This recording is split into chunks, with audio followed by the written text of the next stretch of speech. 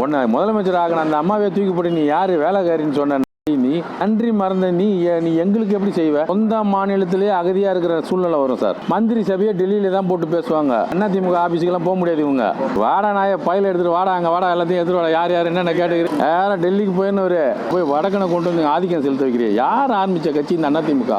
எம்ஜிஆரும் ஜெயலலிதாவும் பாடுபட்ட கட்சி. கடைசியாக ஒரு வெள்ளமண்டி புரோக்கர் கிட்ட வந்து மாட்டிக்கிட்டு இந்த கட்சி சீரழிஞ்சு அவ்வளவுதான் சார், கட்சி முடிஞ்சு போயிடும். நீ சேர்ந்து இதாக இருந்துச்சுன்னா இந்த கட்சி அப்படியே முழுங்கிடுவான் சார். அவன் தன்னிச்சுன்னா முன்னாள் அதிமுக இருந்த ஒரு விசுவாசின்ற பேர்ல சொல்றோம் சார். நல்ல தொண்டனுங்களாம் அந்த கட்சியை நம்பி இருக்கிறவங்கலாம், எம்ஜிஆர் பார்த்த கட்சி, ஜெயலலிதா அம்மா வளர்த்த கட்சி சொன்ன கட்சிக்காரன் அத்தனை பேர் இன்னைக்கு எவ்வளவு வருத்தப்படுறான். உன்னோட சுயநலத்துக்காக போய் கட்சியை கொண்டு போய் ஜெயிலுக்கு போறதுக்கு ரெடியா இருக்கணும் என் கட்சிக்காக. ஐயா அதெல்லாம் சார், இவரை ஒரு தலைவராகவே நாங்கள் ஏற்றுக்கல சார். நயினார் நாகேந்திரன் என்ன கேட்டாரு? முதுகெலும்பு இல்லாத ஜென்மங்கள்னு சொன்னார்ல சட்டசபையில். இப்போ நீ அவர் தலைவர், அவர் கட்சிக்கு கூட்டணியில் போறிய வெக்கமா இல்லை உனக்கு?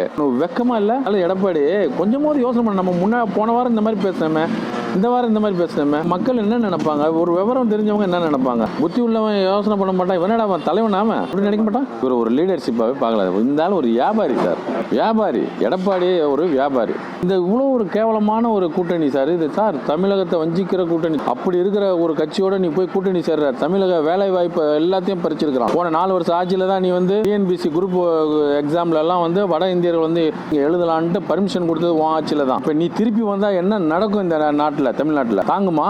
இல்லை இங்கே படிச்சுட்டு இருக்கிற இளைஞர்களுடைய வேலையெல்லாம் வடக்க வந்து பறிச்சுட்டு போவான், வடக்க வந்து உட்காந்துருவான். அதுக்கு தான் துடிச்சிக்கிட்டு இருக்கியா? கூட்டணி போட்டுட்டு இங்கே இருக்கிற எல்லாத்தையும் தாரை வத்து கொடுத்துட்டு நாங்கள்லாம் உட்காந்து வேடிக்கை பார்க்கணும். அதுக்கு தான் துடிச்சிட்டு இருக்கியா? கூட்டணி சேர்ந்து ஆட்சி அமைக்கிறதுக்கு. அப்படி கூட்டணி அமைச்சு ஆட்சி அமைக்கிற சூழ்நிலை வராது. வந்ததுன்னா தமிழ்நாடாக இருக்காது சார். ரொம்ப மோசமான சூழ்நிலையெல்லாம் மக்கள் அனுபவிக்க வேண்டியது வரும். சொந்த மாநிலத்திலேயே அகதியா இருக்கிற சூழ்நிலை வரும் சார். மந்திரி சபையை டெல்லியில தான் போட்டு பேசுவாங்க. அதிமுக ஆபீஸுக்கெல்லாம் போக முடியாது. இவங்க மந்திரி சபை அமைக்கணும்னு இவங்க சப்போஸ் ஜெயிச்சுட்டாங்கன்னு வச்சுக்கிங்களேன், இவர் சொல்ற ஆள்லாம் மந்திரி எடுத்துப்பாங்களா? வாடா நாய பயில எடுத்துட்டு வாடா, அங்க வாடா, எல்லாத்தையும் எடுத்துட்டு வாடா, யார் யார் என்னென்ன கேட்டுக்கிறேன். யாரும் டெல்லிக்கு போயின்னு அங்க ஐயா சாமி, சரி சாமி சொல்ற இடத்துல எல்லாம் கையெழுத்து போடு. மீதி எல்லாம் எங்க இளைஞர்கள் தான் வருவாங்க. பீகார், உத்தரப்பிரதேசத்துல இருந்து வருவாங்க, குஜராத்ல இருந்து வருவாங்க. இவங்க தான் பாத்துக்கணும். இதெல்லாம் நீ ஆமாஞ்சாமி போட்டுட்டே இருக்கணும். அவ்வளவுதான். இதான் நடக்கும் சார். 4 வருஷம் ஆட்சியில் இது நடந்தது சார். இவங்க வந்தாங்கன்னா தமிழக இளைஞர்களோட வேலை வாய்ப்பு மொத்தமா பறிபோகும். மும்மொழி கொள்கை இந்தி கட்டாயமாக்கப்படும். இது பெரிய ஆபத்தை நோக்கி போயிட்டு இருக்கு. மக்களுக்கு சேவை செய்யவோ கட்சியோட நலன் கருதியோ கூட்டணி வைக்கல. தன்னை காப்பாத்தி தன்னுடைய சுயநலத்துக்காக இந்த கட்சியை கொண்டு போய் அப்படியே அழுங்காம குழுங்காம அவங்க வாயில போட்டு வந்துட்டார். சம்பந்தி 4500 கோடி ஈடி ரைடு இதில் லஞ்ச ஒழிப்புத்துறை போட்ட கேஸ் எல்லாம் பெண்டிங்கில் இருக்கு. நீட் எங்களுக்கு விலக்கு வேணும், ஒரு அறிக்கை கொடுத்தியா?